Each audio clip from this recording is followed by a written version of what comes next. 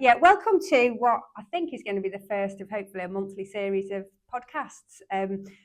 We do them anyway, don't we? But we're usually a bit more subject specific, aren't we? And then we obviously have our monthly webinars. But we do a lot of talking, don't we? We do. Generally. And it's really interesting stuff. So actually we thought that it might be worthwhile sharing some of that. So as you might imagine, we spend a lot of time with clients, with other stakeholders within the sector. We find out lots of stuff about what's going on that I think people will be really interested in. So that's the focus, I think, isn't it? Yeah, bit of a general chat around what's been going on, what's happening. Chat. So where should we start? What are the biggest changes at the moment that housing providers are grappling with? I suppose the biggest one for me, or the biggest one that kind of has hit us, I suppose, more than anything else, is probably the Awaab law, phase 2 guidance that's come out. Yeah. And that's the one that, in me in particular, having a lot of conversations with clients around kind of where they are, where they're up to, etc. And so I think that's kind of one of the big changes over the past 4-6 weeks' time in terms of kind of something that housing providers need to start addressing now, quickly. Do you think that the conversation has evolved since phase 2 has come into play? I think my biggest worry from phase 1 was people saw this as a challenge to fix, in the sense of this is a thing that sits over here and we'll do a little bit of something and that'll fix the problem. Phase 1 was easier in some respects because a lot of organisations had kind of had specific teams dealing with things like damp and mould because of what happened with our ISHAC and obviously the requirements in the regulator, and organisations kind of evolved that into there. The thing that's worried me for a number of months now is that when phase 2 comes in, and we're seeing that now, it's not just a problem to fix here, it's a fundamental shift on how you deliver firstly that service, but service in general across the organisation, because it's not a repairs issue, it's not an asset issue, it's a provider issue. So I think the organisations that took a good stance in phase 1 and recognised that this is a journey, let's start making steps towards it, are in a far better position for phase 2 and obviously then phase 3. I think there's probably a few organisations, being honest, that I probably didn't have that vision. And now phase 2 is going to be really difficult for them because it's a short period of time. October, so apologies, November, 30th of November. It's not a long period of time to fundamentally change how you deliver repairs and maintenance. Yeah. There's organisations, that aren't actually where they need to be with phase 1 either, are there? I went on our training yesterday, the HHSRS training, and it was brilliant because it started to bring all of this together and what became clear to me. And I was on there really just to see what we do and how we do it. But it's all one and the same, isn't it? HHSRS, Awaab's law, and we need to stop thinking about everything in silos, and it's systemic, isn't it? It's a really interesting point, that, and why I say it's kind of an organisational thing. I mean, historically, HHSRS has sat with the stock condition guys. You do it as part of a stock condition. You've got your repairs guys who do the day-to-day inspection, your contact centre who do stuff as well. That joined up from a legal standpoint, let's talk worst case scenario, they don't care how you found out about it. The customer, the resident, doesn't care how you found out about where it came in. It needs to be a really slick process that says, however it is identified, this is the path that it takes and how we address things. So HHSRS in particular, people get kind of a bit amped up around how we do the scoring and stuff like that. To be fair, HHSRS 2 updated guidance has come out around that, which I think takes elements of the complexity of the original version of it and does overlay some simplistic ways to be able to address it in terms of scoring and that as well, which we talk about in the sector as being the full scored method or the indicative or shortened method kind of prior to this. They've kind of overlaid the two together, which means make it a bit easier. But I'll always come back to something that kind of I did a blog, I had a mini kind of sit in my soapbox a little bit and talk about Never, not like that. But one of the things that came out as part of that HOS guidance and came out as part of Awaab's law in particular really strongly is that professional judgment.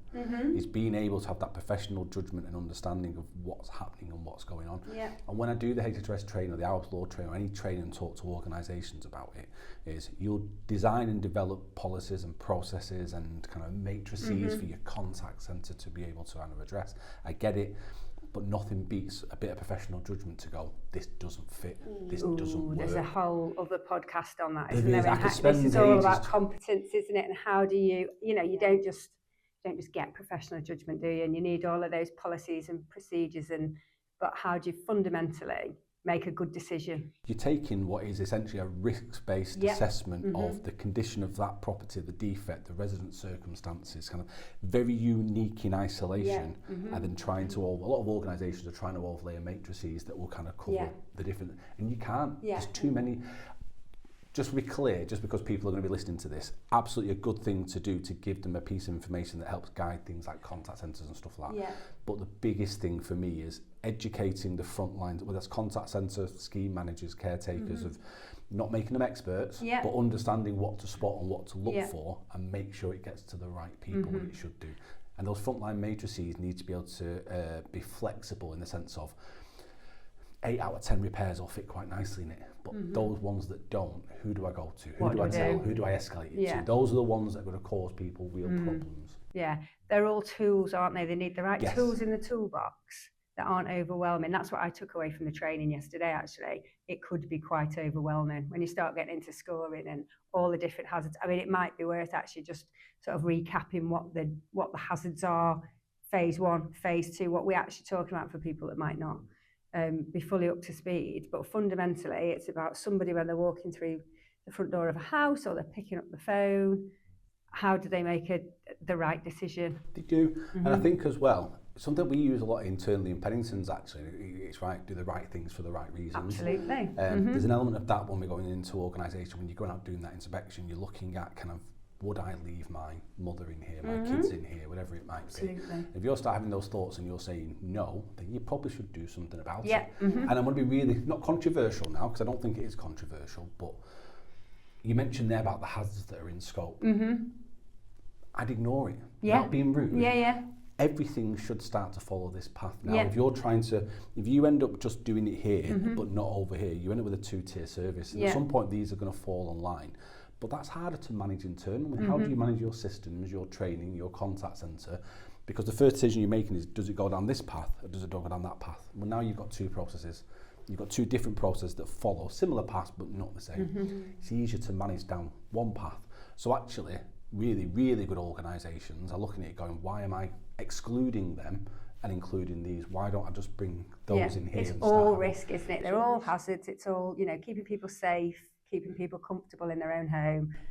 Without getting, I will. Well, I was going to say actually, because we are in danger of just doing an Awaab, and this is because there's so much going on. There is. Just one final thing, I suppose, for me on that side of it is, if you get this wrong under Awaab's law, it becomes a disrepair claim. Even for things that aren't inside scope of Awaab's law, if you get it wrong, it ends up in a disrepair claim.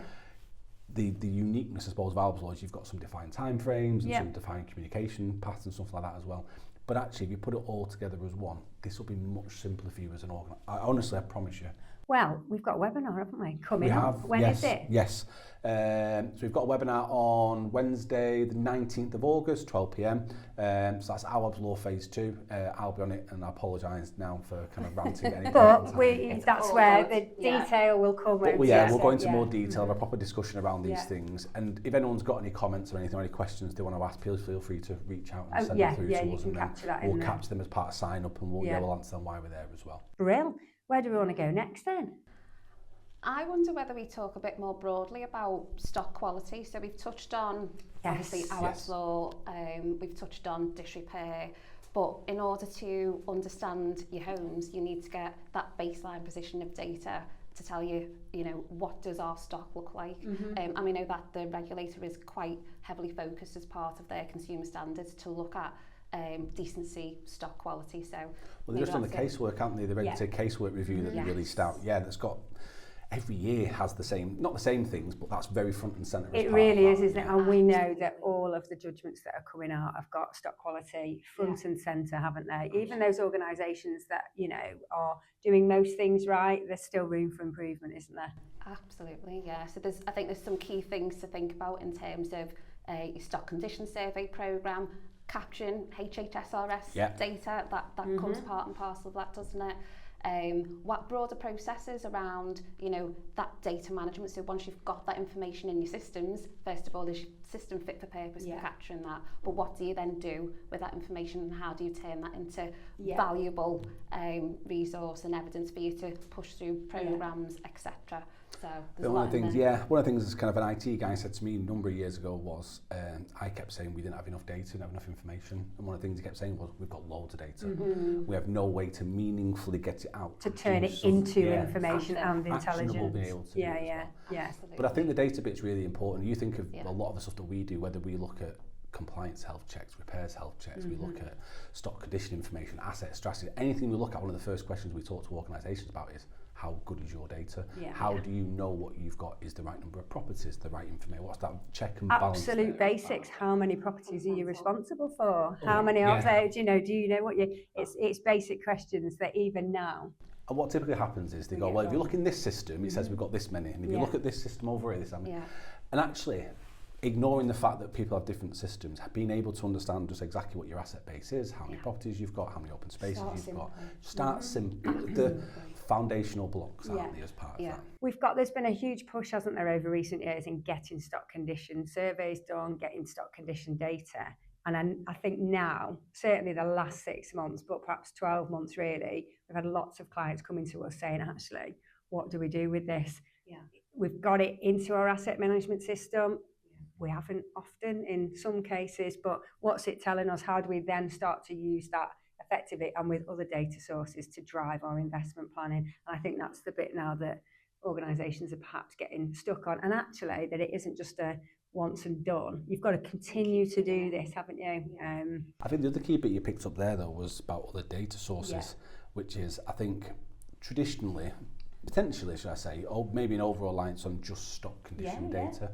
And actually, I don't want to keep bringing it back to Awaab's law, but if you take the principles of that, you've got people visiting properties all the time, doing repairs, doing investment works, compliance works, pre-paint repairs, whatever it Housing might be. officers. Exactly.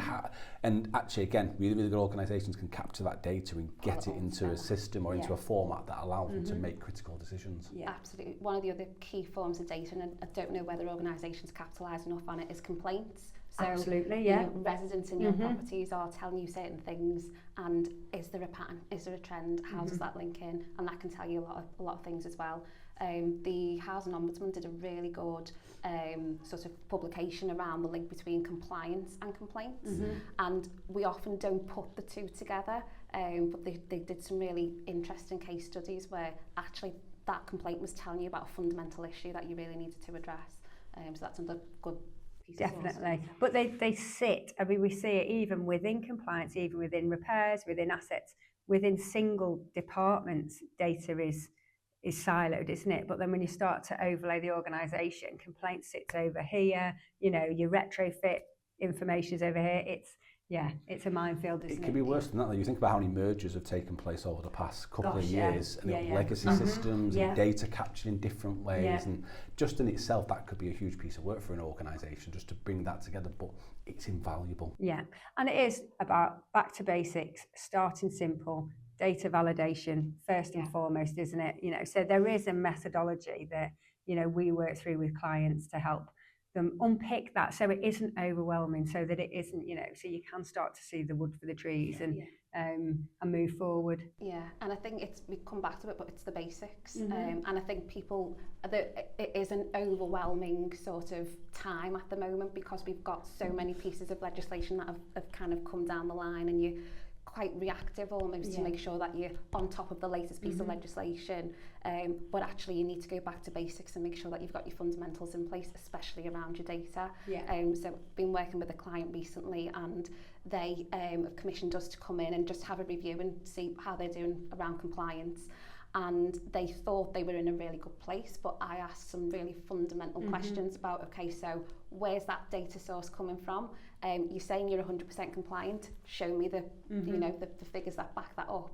And they couldn't provide that source data, or they could, but it wasn't quite showing where they thought they were because of some discrepancies. So it is about making sure that you've got that evidence base, isn't it? Fundamentally. It's really important. I mean, the evidence base is really important because I always come back to the kind of how many assets you've got in your system. Without being rude, when that system was set up, it was probably the IT junior that put all those properties on there, kind of as part of their task that's going through there as well. No disparaging to IT juniors, but how do you get those checks and balances you're going through? But I think as you lean into kind of the regulatory casework review as well, and you look at that, you look at the findings in that, it is all the basics.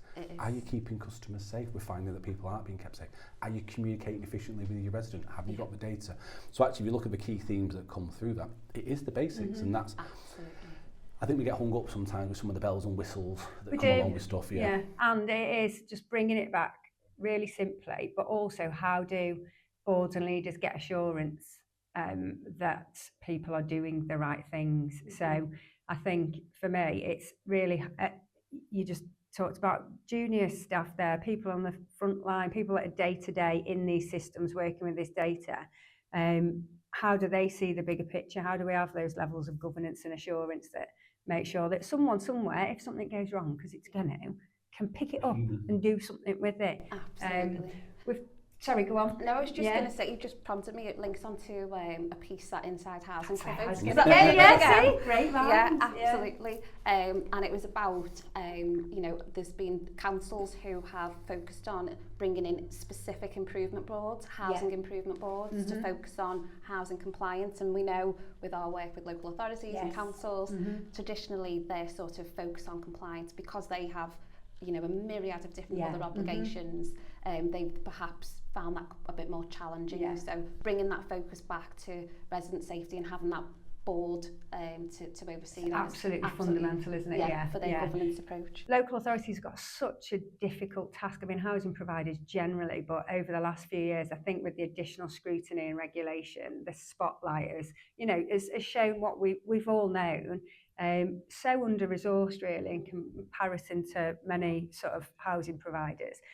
But the governance again around it, when you look at perhaps what local authorities traditionally, or certainly over the last 10, 15 more years now have had, a very light touch approach to housing and to that governance around it. So it's great to start seeing some of those improvements, and there's a long way to go, I think, isn't it? And there's some great local authorities out there doing some really good things, but there's still a long way to go, I think, isn't there? I think there's an irony to that as well, because you talked about light touch governance in local authorities, but if you want to get a decision made or a change to be done through local authorities, the red tape is inexplicable sometimes.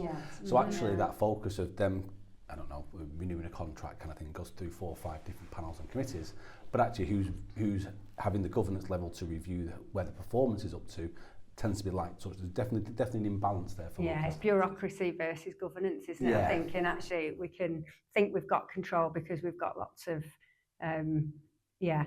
decision points, but actually there's no control at all, is there, around the real risk? So again, probably another dedicated podcast to that, isn't there? Absolutely, because the other thing that kind of fits into that is risk management.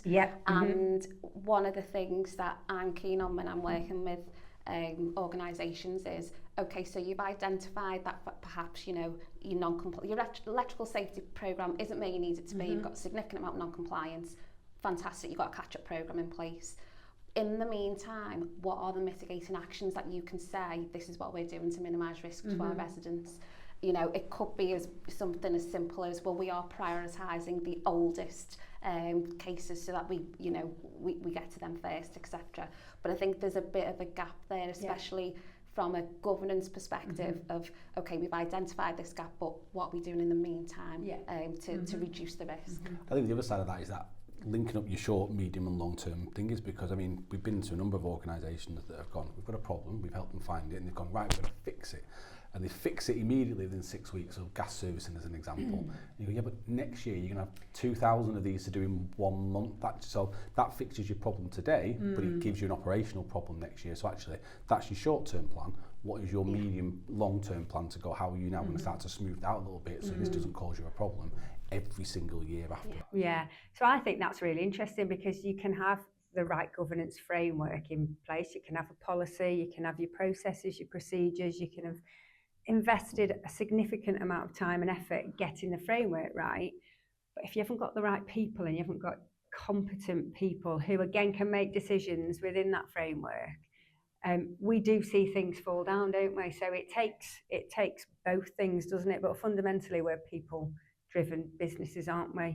We're there to deliver services to people, but you can have the best systems, and I don't think anyone's got the best system, but it's about people, and that's where this competence and conduct standard is interesting for me, because, you know, what levels of competence are we actually driving in the sector? I mean, is it worth, can we just sort of move to that and give us a little overview of what's coming in the autumn? Well, I think obviously the Competence and Conduct Standard is now its own standalone kind of standard. So in recognition that this is a fundamental issue across the sector, we need to drive improvement. And I think that's the one. I think for me, looking at this, I'd be dead honest with you, I have some reservations about some of them. I've started to see a lot more of the detail now, which is really useful to see. But I think it's just showing that if nothing else, the baseline, that understanding of kind of, because you're right, I think some of the problems and challenges that you come across is when you talk about competency there, people don't know what they don't know. So sometimes actually individuals are kind of not competent. I don't want to kind of dig anyone out because no one's told them, they're not aware. You get so bogged down in operational duties that you're not aware of. So is that what this is trying to drive, like base levels of competence across certain roles? Is it within the? I think one of the things it's trying to get to is trying to make sure that kind of as you progress through your career and you become more senior, that your base level understanding of housing and kind of resident engagement and all the kind of factors that come along with that you've got a grounded understanding of what it is. I think, and again, it's a personal opinion, I think sometimes individuals getting to those levels might have been slightly more removed, maybe from operational frontline services for periods of time, and being able to have that kind of the CIH levels and kind of progressing through gives you that grounding, that baseline as part of that. But it also, people see it as as onerous and challenging or whatever it might be on this side. But actually, it's an opportunity to learn and improve and grow. And we should all want to do that, shouldn't we? Every day, yeah. I think there's a case to say that, you know, in that time, if you've moved on and developed in a role, things have changed. Yeah. And so what your experience when, for example, you were a housing officer 20 years ago, it might be very different today. It will be very different. So I think it's always important to keep that learning continuous. And I think one of the things that this standard will do is make sure that people have a really good understanding of what it's like now, like you say, Jordan, on the ground, operationally as well. I think the other side of it for me is I'm an asset per, I'm a building surveyor by background, and almost every job that I've ever got has been based on my technical capabilities and my technical competence. It's not necessarily been about my understanding of housing or how to engage with residents and all those, I don't want to call it the softer skills, I suppose, sometimes in terms of how we kind of deal with that. And I've had some of the training over the years, but actually if you're employing somebody who's a really good technical surveyor who then becomes a supervisor, then a manager, then a senior, then ops manager, has a really good career and starts working their way through, they might get to a head of service or higher, never having any customer service training, never having an understanding of the broader housing environment and kind of getting that point. And CIH in particular hasn't necessarily been something that kind of sits within asset people have never really been asked for it or need to do it, so it's quite an open field for us. But again, it's that baseline understanding, that baseline competence level to go where you are. I'm a big believer in I think it's the SCAPE model that comes up, skills, knowledge, attitude, training. It comes from a health and safety point of view. So that is one part of a broader picture as part of that. But I think it's one part that has been missing. I think the only sort of reservation I would say that I might have about it is that it doesn't just become a tick box exercise for organisations, and that there actually is some value in the training that they're undertaking, so it does actually add value to the roles and the experience of the residents. I think the other integral part is leadership training. So again, a great technician doesn't always make the best manager, and that's not to say they can't, but often individuals are promoted on technical ability into roles are actually fundamentally quite different, aren't they? When you take on your first management role, your first leadership role, the priority of that role is very different to when you're actually delivering. And I think we see that fundamentally the people leading these organisations clearly need to have an understanding of housing and the services that they're delivering, but actually need to be really strong leaders as well. You're making different types of decisions, aren't you? Absolutely. Operationally strong, really progressing through to being strategically strong, and people management, and doesn't always translate to the next level up, you're right. And but generally because the training hasn't been there and the coaching you learn, most of us learn from the leaders that have gone before us, don't we? And if that hasn't been particularly strong, then, you know, so it's how we it's how we influence and I think the key strengthen bit, that. yeah, and I think the key bit for me with the standard is it's just raising the standards. It's just raising that floor, that floor of, it's not raising the ceiling of competence, but it's raising the floor of competence in terms of those roles as well. And let's just sort of round this up saying there are some hugely competent and wonderful individuals that that we work with every single day, aren't there? So it's about that support as well, I think, for individuals to progress. Brilliant. Where next? Is there anything else? We haven't touched on building safety. There's always something in the world of building safety. Yeah, go for it. Yeah. Touch on building safety. So we've got the Building Safety Wales Act. I can't pretend to be up to See, this is, I live in Wales and So it's already received royal assent back in April, and I think the provisions, the actual duties that apply to buildings and occupation are going to start to come through from next year. So there's a little bit of time for Welsh providers to be able to get their heads around what's coming. But we know sort of fundamentally what that's going to look like, and we've got the comparisons against the English regime as well. There are a couple of fundamental differences between the two regimes. So in Wales, all buildings, effectively all communal buildings, so above 18 metres, below 18 metres, there's three specific categories of building that will be within scope effectively, varying duties across the different buildings, but that's probably one of the biggest sort of changes. And there won't be an overarching building safety regulator. There will be local authority areas that will be responsible for doing effectively what the building safety regulator does in England. However, all of the other principles in terms of what you need to do for the majority of those higher risk buildings stay the same. Safety case reports, maintaining golden thread, making sure you've got a good complaint system, resident engagement and so on. So there isn't too much difference in that respect. So for Welsh housing providers out there who might be listening, the time is now to kind of get yourself ready up to speed. You have time. However, we know that time drifts away very quickly, doesn't it? So are there any lessons from English providers that, Welsh providers could pick up? I think don't wait. It's probably the biggest one. You've just taken the words up. Do not wait, start now. Because when you come to submitting your safety case reports, you might think they're all singing and all dancing. Actually, I can imagine if the Welsh regime is as kind of stringent as England, there will be challenges, and there will be a lot of clarifications and making sure that you've fully understood your building. So you need to gather all that evidence, that information now. I think that's I think the important bit on that one is you're out from learning is, so obviously in England, there's no base template for the building safety cases and stuff like that, so kind of not running around in the dark, but trying to understand, interpret what is required, what needs to be put forward, and we've obviously had a number of cases gone through with feedback and some of that's been mixed as well. I think the important bit for Wales in particular is take some of that learning from kind of what we've done over here. No, we've got great learning now. We have, but also going back to people in England and English organisations at the moment, which is that you go out to the don't know what you don't know kind of thing. If you're just looking at your document in isolation, you might think it's perfect. You need to look broader and wider to go, what are other people, what's been accepted, what's not been accepted.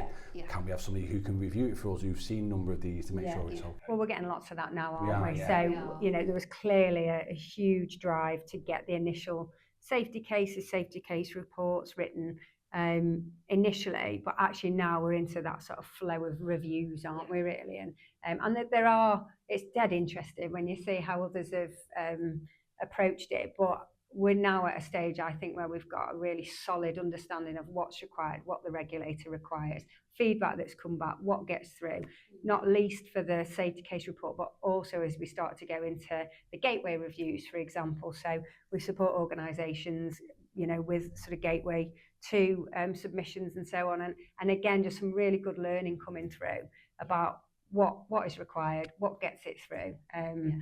So lots to share. One of the other key takeaways that I think I would suggest for Welsh providers who are sort of new to this is make sure that your data tells a story. So you can collate as much as you can, but in terms of what does that mean for the risk of the building, how does that present to say that the building is safe for the residents to live in? That's the other important piece. So yes, you can have lots and lots of files worth of data, but you need to be able to bring that in to tell a story of that.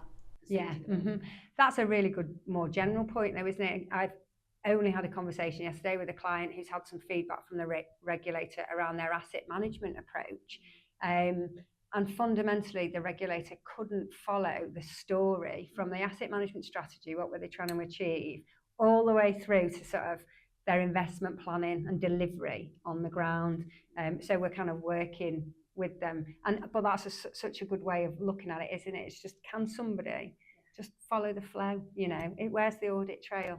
And what fundamentally is the objective, whether it's your building safety case, whether it's your asset management strategy, what's the purpose? Absolutely. You know? And you're not writing, just going back to the safety case reports, you're not right, you shouldn't be writing that report, so you get a big fat shiny certificate from the authority. You should be writing it to state the case that you can safely house those residents in that building. So just thinking about it from a couple of different angles. Yeah, and that is what the regulator will always say, isn't it? Don't write these documents for us. You know, whether it's the Regulator of Social Housing, external, whoever it might be, you know, we will pick up what gives you assurance, write it for the purpose at hand.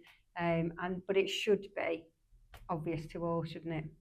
I think it's a really good way to link everything we've talked about together in some respects, because we've talked about data and records and information and golden thread of data and stuff like that as well. And how important, if you take Awaab's law, it's your defence mechanism, it's making sure that kind of you're keeping people safe and customers safe, and you can evidence that as part of that. Ombudsman, same thing, because they're the Regulator of Social Housing for your compliance, for everything, all the way through your building safety stuff. And I think as a sector, because of different systems, because of the way we do things, we've not always had that information.